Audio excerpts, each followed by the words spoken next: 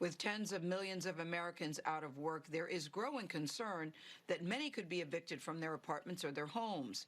In our Financial Fallout series, we've been reporting on the economic impact of the coronavirus. The Federal CARES Act temporarily shields some people living in federally subsidized housing, and some states have put a short-term hold on all evictions. But our consumer investigative correspondent Anna Werner found that protections are hodgepodge. And a hodgepodge normally not a good thing. And you've also found that some rules aren't even being followed. Good morning to you.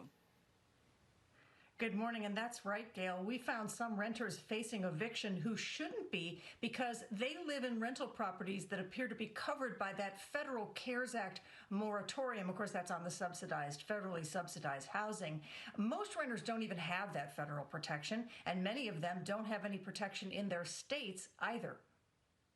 It's nice and bright and sunny. Before the pandemic took her job, Rhonda Englander says she worked as a contract medical assistant visiting patients' homes. They stopped sending you assignments in mid-March. What has that meant for you financially? No income. No income at all? None.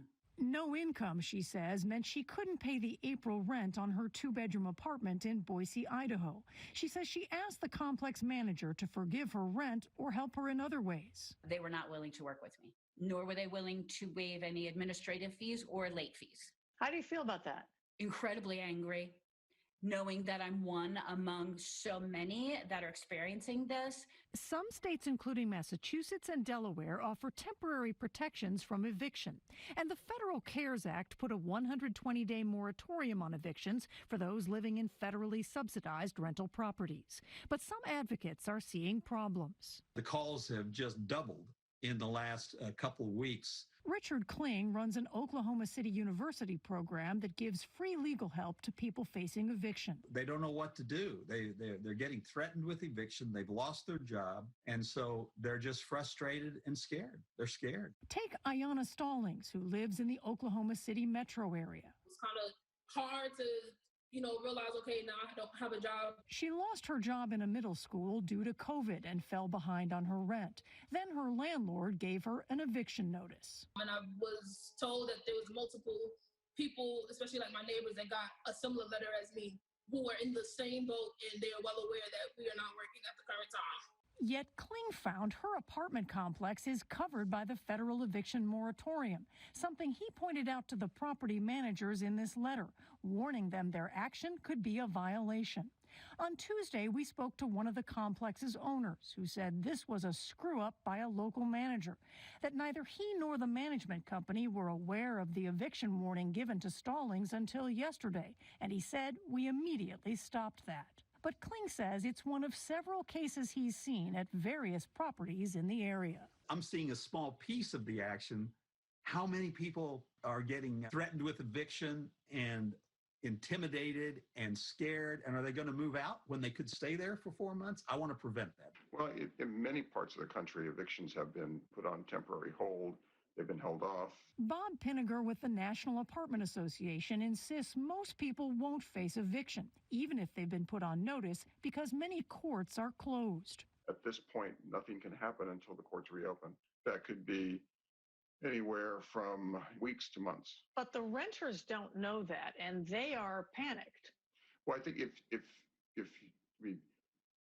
you watch the news and the television, this is things that are being talked about right now.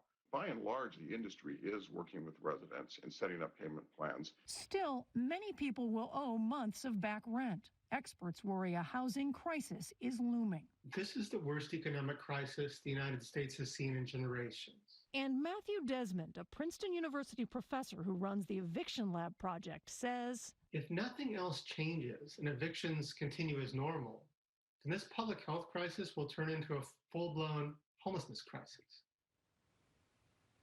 Now, the federal moratorium is set to expire on July 25th. Housing advocates are pushing for a national moratorium for all renters, not just federally subsidized housing renters. They also want billions of dollars from the government to help these renters out. By the way, Rhonda Englander in Idaho, she did get her April rent covered through a local charity. She said she's not sure what she's going to do about her $875 rent payment for May. An attorney for her complex told us that if they forgave her rent, they'd have to forgive everybody's, but he noted that they have chosen not to evict anyone for the month of April. Tony. Forgiving everybody is maybe the only solution. We've got an economic crisis. The last thing we need right now is that to become a homelessness crisis as well if evictions skyrocket. Anna, thank you very much.